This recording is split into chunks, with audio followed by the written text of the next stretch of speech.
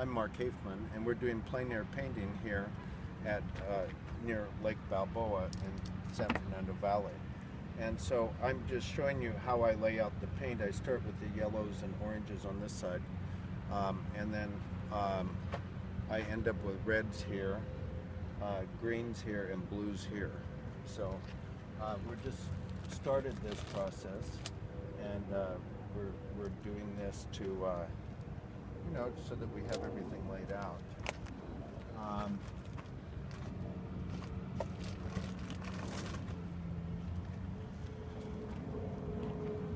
That's probably good for now. Mark, and we're continuing to lay out the palette in yellows. We did the yellows and the reds, and now we're going to start with the blues. I always use a Prussian blue up here. It actually is a very dark blue, but the advantage of it is it's great really for doing water because it has a greenish tint to it. So, and this was a Savior's blue, and now this is a manganese blue.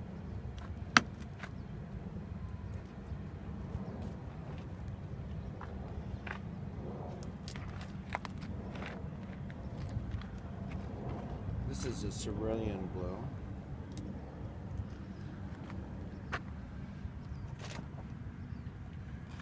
This is a radiant turquoise. I'm going to put it here because the greens will be on this side.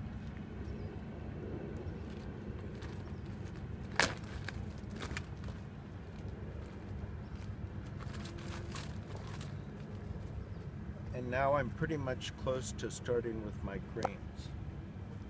Our color wheel is almost complete. We started with the yellows, went to the oranges, went to the reds. Then we went to the violets, we went to the blues.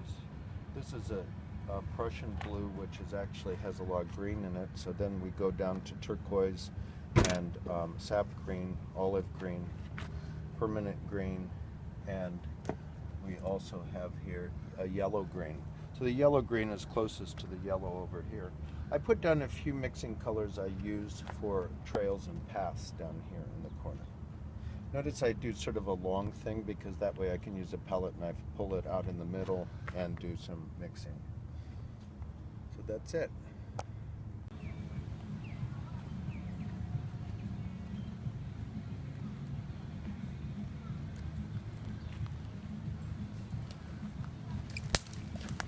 I'm coming down from a brush area near the LA River, that area came from, and we're going to Lake Balboa. So Lake Balboa is one of the biggest lakes in the valley, and I painted here before with Tula Riva, Tuesday LA River art, but today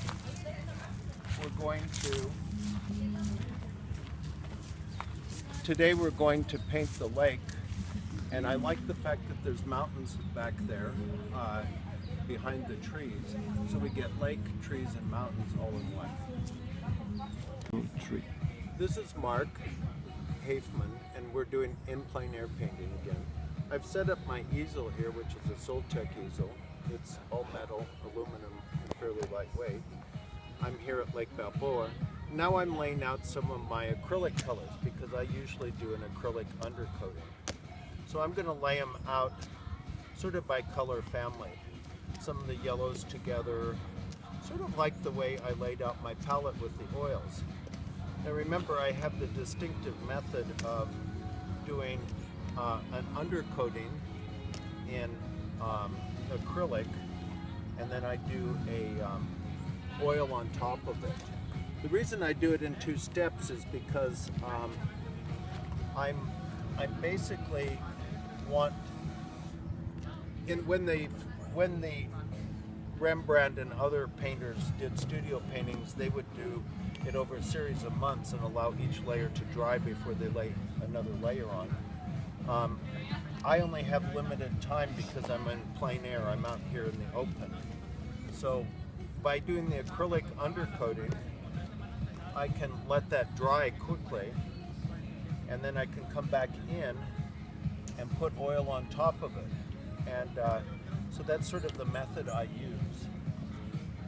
And I'm pretty much ready with my colors now. So we'll cut. Hi, this is Mark Haefman. We're continuing in plein air. This is the sketching part.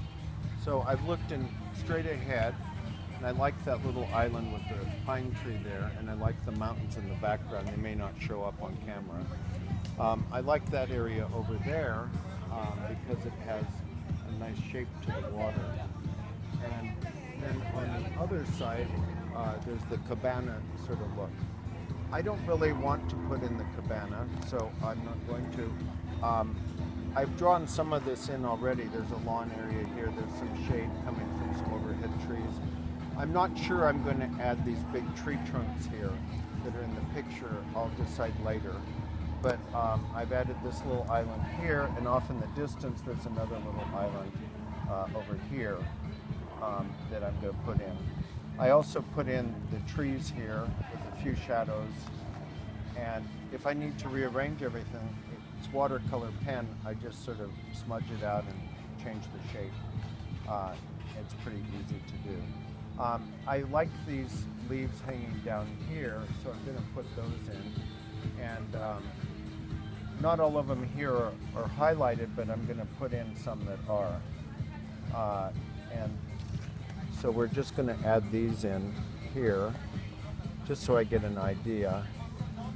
There is sort of a branch coming over here. I just have to decide if I want to put in a tree or not there. So I'm just roughly putting this in. There's another tree over here with smaller sort of leaves sticking down. I'm going to leave this whole area open, adding a bigger tree here that joins the foreground, the medium ground with the water, the background with the trees, and the background with the mountains. So this one here sort of covers all three areas. I'm going to have a couple little trees here that sort of point inward, some shadows on the ground. And that's it for our sketching part. Hi, this is Mark, and we're in plein air again. I've added the sky in here, and you can see that there's some holes where I'm going to add tree and highlights of the sun coming through the trees. I've done sort of the lawn down below here. I want to put a little more sort of shadow color into this. So I'm going to use some of that blue that I used in the sky. It sort of makes it a little more homogeneous. And I may even end up using some purple as well.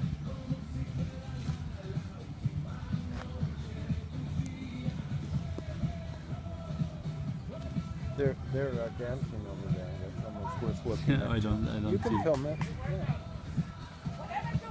I'm in sort of a lively spot. I think we have music and dancing going on here Sam. at Balboa Lake.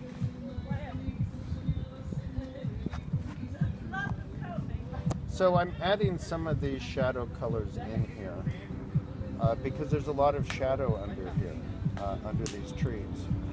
I may even go in and put in some purple.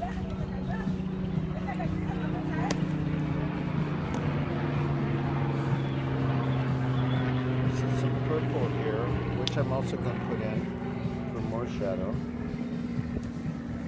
I think I might need a different purple.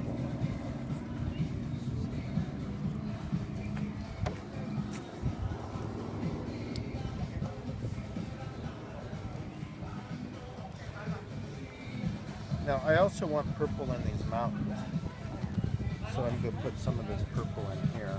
And I don't mind that it's mixed with a little bit of green. It adds a little bit of variation in the color.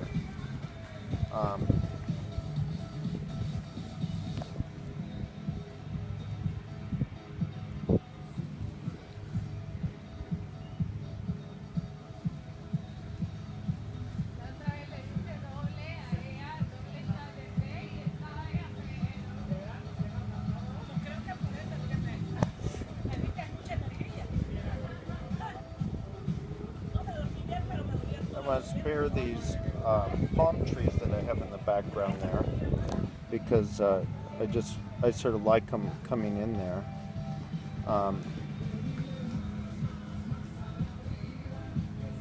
I can always paint back over them as well, so I'm not that concerned. I'm basically coming in and doing, this is again all acrylic.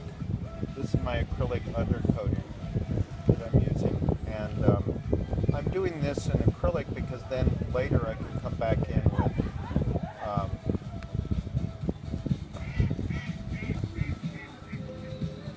it's going to come straight through here.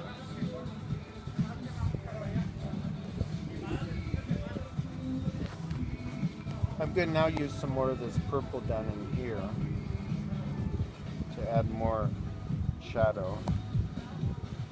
I used some blue down in there.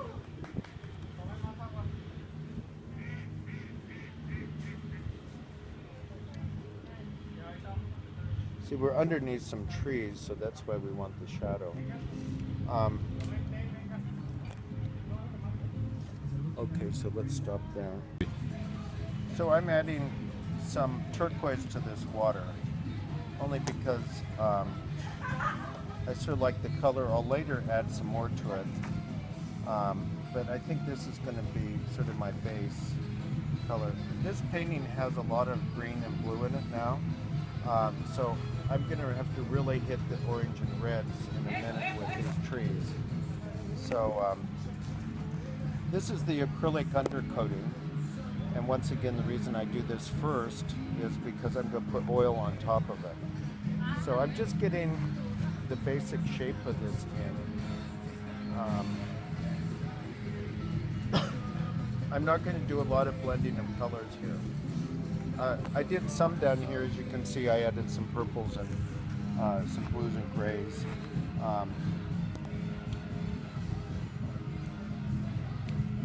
So I'm really just trying to cover up the white of the board that I'm using to paint on. Of course, the board is covered in gesso, which is a material that allows me to put paint on top of it.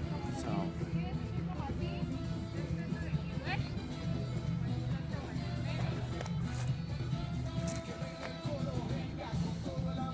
I probably have a little bit too much turquoise in here. I'm going to experiment and see how it looks up here. It's nice to have some colors that reappear in different parts of the painting. I can always take them out later if I don't like them. The important thing is just getting in the shape in the bottom. Alright, so that's that for that. So we had a lot of blues and greens in this, and now I'm wanting to add some color. So I put in some brown, this is called Van Dyke brown in acrylic, and then I also use this color, which is almost a copper color, and it's metallic. And then I also used, what is this one called? This is sort of a yellowish color. Now when I put in these leaves up here, overhanging, I use a different method. I use a daubing method, because I'm trying to create a three-dimensional type of look with this. So by doing this, I can create more three-dimensionality, which I think is important, because we're sort of seeing sun come through these leaves. And I'm going to come over here and do some of that here too. And it's sort of important to have this thick, to have that 3D look to it. So I'm trying to make it rather thick here, so that it has some depth. Once again, the metallic color is blending with the yellow pretty well.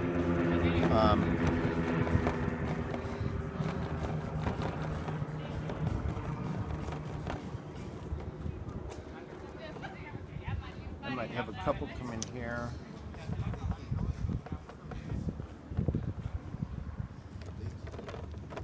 The important thing with these is to not have them all stop at the same line. So you want some of them sort of hanging down, some of them not, so that it sort of connects the parts of the painting together. Okay, I'll see you back in a minute. So we're continuing our plein air painting here at Balboa Park. I'm finishing up some of the acrylic. I'm sort of doing the dabbing method again here. I want this tree to sort of have unusual shapes and colors in it. So I've used that lighter green and that darker green in places, sort of mixing them up, having a lot of depth in here.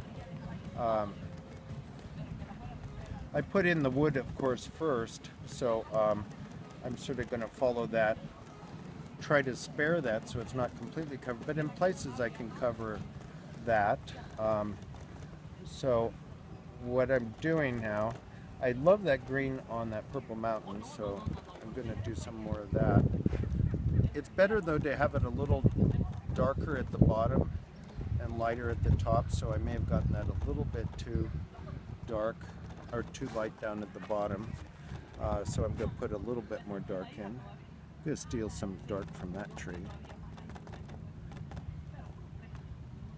It might be interesting to have a couple sprigs go off in different angles. I might even take this off the page. Creates a lot of depth that way. Now it's time to put in something here on these. Also, I have to finish these trees in the background. Now, you might say, well, why are those so bright green in the background? And that's really a good point. I'm going to later probably put some more atmosphere in with some blue here, because things in the background are not going to be as prominent in color or density as things in the foreground. So that's it with that. So we've added a little bit more here. I've added some more colors in this tree, tried to make it more interesting, have things come off. I still sort of want a couple more in here. Something coming straight at me more. I'm going to add a little bit of brown in here in places.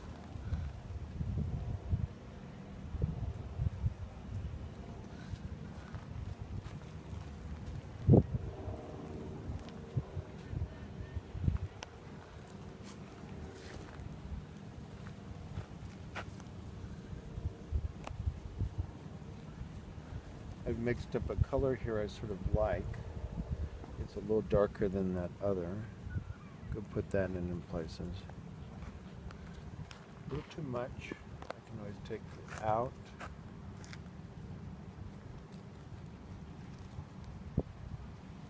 Get a touch of that out. A little bit of brown in here. Okay, so I'd also still like to do something more with these purple mountains in the background. So I'm going to mix up something. Not sure what yet.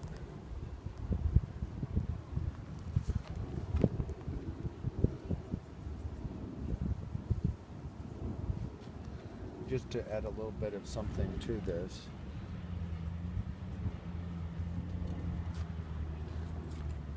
Not everywhere. Sort of like highlights on the mountains or places that are a little brighter.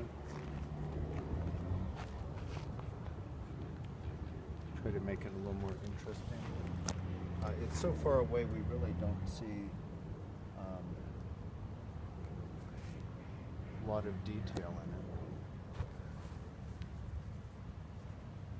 Now I'm also going to smush that a little bit. So I take my rag and smush this a little bit so that it's not, so it's a little more blended looking. I like the color of the mountains in a way. They have sort of a greenish gray look. I don't want to end that too much. I can always, if I put too much on, go back in and remove some. Now I'm going to add some shadows here to this tree on the ground.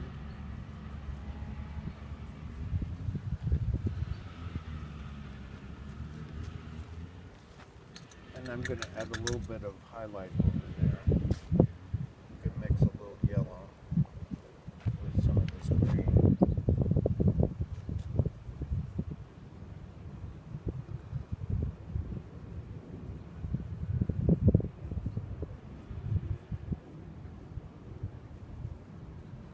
Not everywhere, but just in a couple places. I can always take my rag and wipe it out if it's too strong.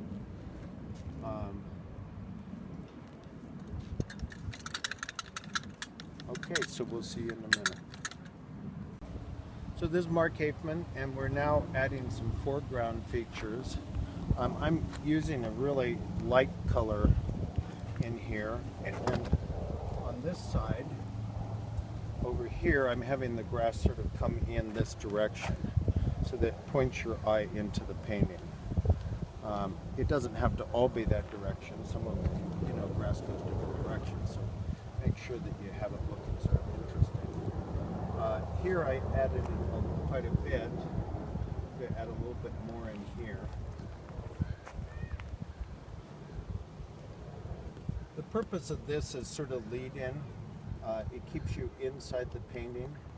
I've done a couple things here. I have this island here and this island here, and they're all directing you inward. The grass is doing the same function.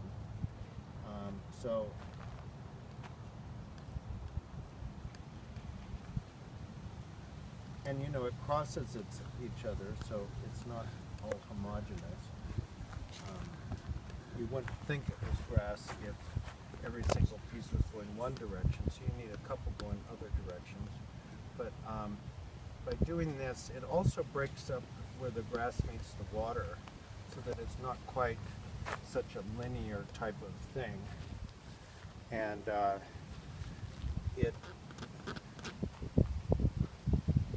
I'm going to smudge that out a touch. I think it's just a little too much that way. I can also take my rag and create a little bit of distance here. I'm going to put some down here like it's just coming in from outside of the picture frame. So, it's sort of consistent throughout.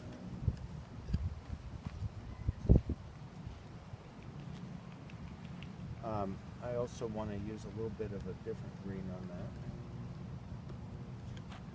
So this has made it a lot more, the foreground's a lot more interesting now than it was.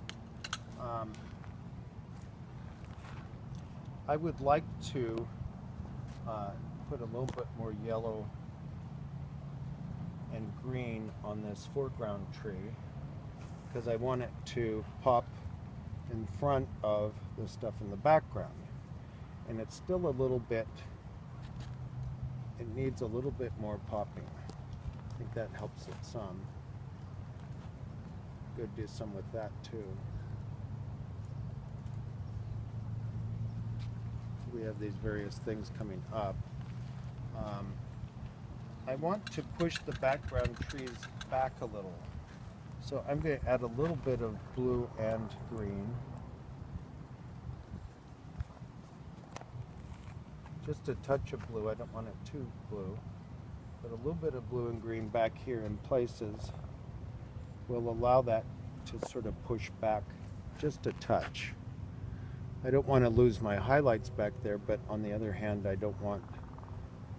want it clear that this stuff is behind the other stuff in front, so that it's not like the color is the same.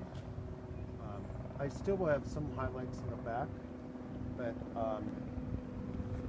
I think the blue-green adds a little bit more interest, or at least it pushes it back a little bit.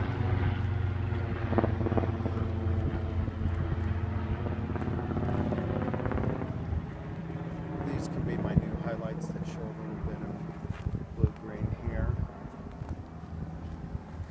If they're too strong, I take my rag and I smoosh them out.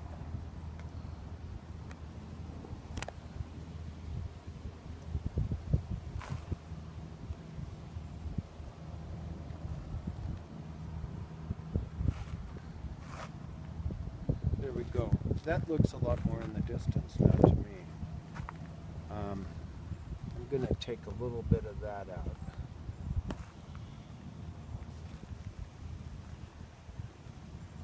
All right, we're starting to get the feeling of a lot of motion here. We get a feeling of the grass moving, the trees in the background, these moving. I might want a little bit of brownish red up in here in places, just to darken it. Because sometimes when you're seeing through a lot of color at the tips, you have quite a bit of darkness, really. Against the sky it can be pretty dark. So I may even take my palette knife again and add little twiggy things through here. Just here and there, so that you get a feeling of little branches coming down.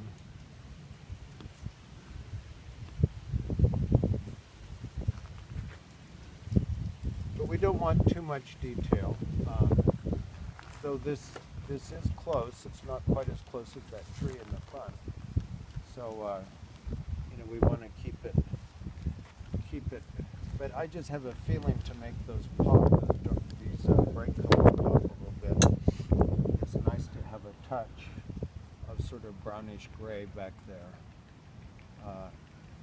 It just makes it more interesting.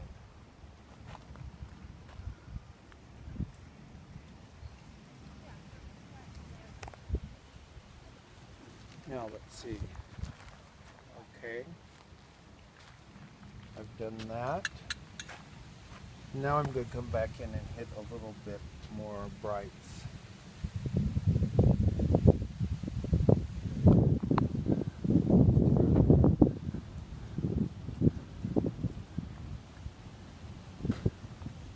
What it is, it's a matter of revealing then covering up, revealing then covering up, revealing then covering up.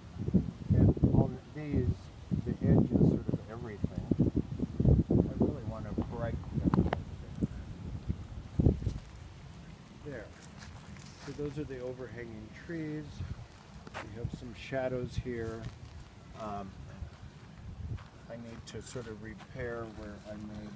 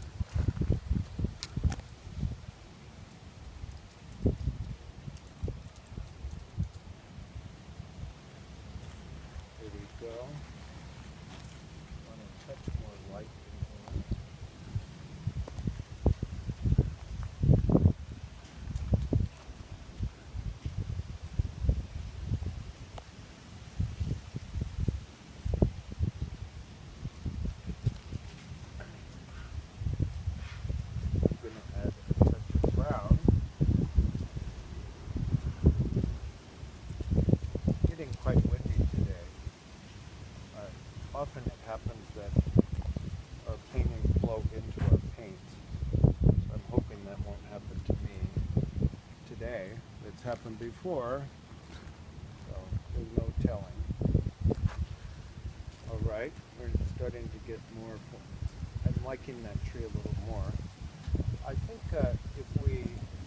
Now I have to say quite honestly, this is an imaginary tree. It doesn't exist here. So I think by filling it up with a little bit more highlights will help it a bit.